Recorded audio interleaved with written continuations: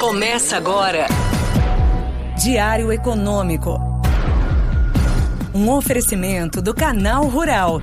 Uma análise das principais informações que impactam os mercados, A economia global e do Brasil. Apresentação Marco Caruso. Bom dia, pessoal. Hoje é quinta, 6 de julho de 2023 e esse é o seu Diário Econômico. Bom, falando de ontem, então, no geral, o que a gente viu foram as bolsas caindo, os juros futuros subindo e o dólar se fortalecendo depois que o Fed publicou a ata da sua reunião de junho. Não deveria ser grande novidade o conteúdo ali do documento, só que ele realmente mostrou que o BC americano pretende retomar o ciclo de alta de juros depois da pausa que a gente viu no mês passado. O que se viu então foi um comitê dividido já para aquela decisão, com alguns diretores pressionando por um aumento de 0,25, só que concordando em apoiar essa pausa condicional a essa ideia de sinalizar uma taxa terminal ainda maior para o fim do ano. De fato, hoje em dia, parece que quase todo o FONC, o Comitê de Política Monetária do Fed, quer subir de novo os juros na reunião agora do dia 26 de julho. As autoridades do Fed veem a inflação como principal preocupação e também com o mercado de trabalho ainda visto como apertado, ou seja, desemprego baixo. E parte do colegiado realmente ressaltou que o momento econômico mais forte do que o esperado lá nos Estados Unidos é razão sim para a gente seguir apertando as condições monetárias por lá. Outra divisão interessante entre eles se deu na discussão sobre recessão ou não nos Estados Unidos. Os economistas da equipe do Fed continuaram a prever uma recessão leve, nas palavras deles, começando já no final desse ano, em desacordo com a expectativa do próprio Powell de apenas um crescimento lento. Hoje, me parece que os membros votantes do Fed, que decidem os juros de fato, estão mais inclinados para o cenário base de crescimento moderado, só que positivo, para o restante desse ano.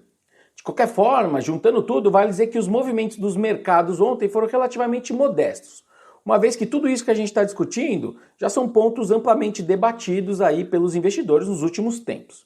Enfim, só que a agenda econômica do resto da semana, hoje e amanhã, traz divulgações importantes também nesse debate todo, que são os números do mercado de trabalho norte-americano, hoje e amanhã, como eu disse.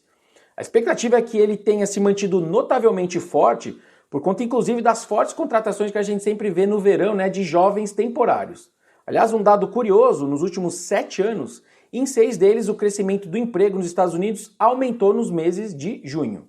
Outro ponto interessante aí é que, como a gente teve feriado nesse período lá em junho, os pedidos de auxílio-desemprego pode até ter dado uma melhorada, mesmo que temporária, justamente por conta do feriado. Os pedidos de auxílio-desemprego podem vir menores, esse é o ponto.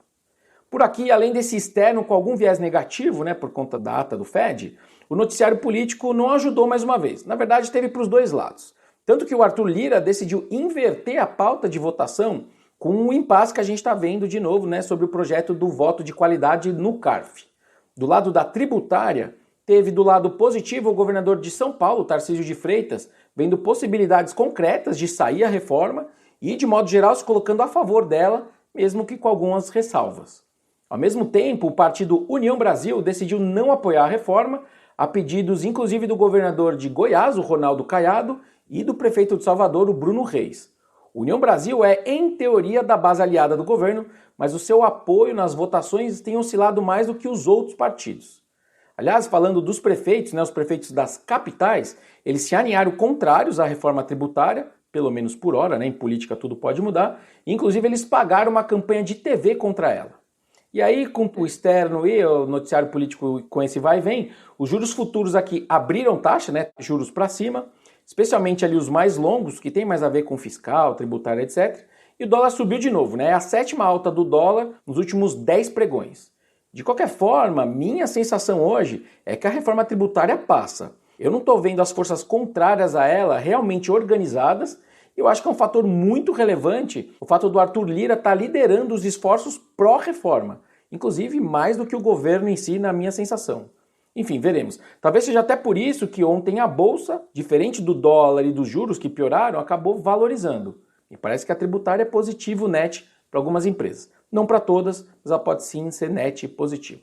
Veremos, Bom dia, bons negócios e sorte sempre. Você ouviu?